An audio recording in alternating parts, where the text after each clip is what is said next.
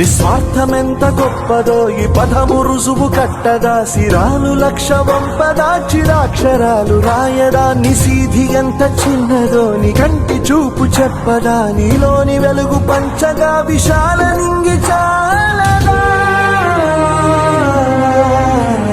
మనుష్యులందు నీ కథ మహర్షిలాగా సాగదా, మనుష్యులందు నీ కథ మహర్షిలాగా సాగదా.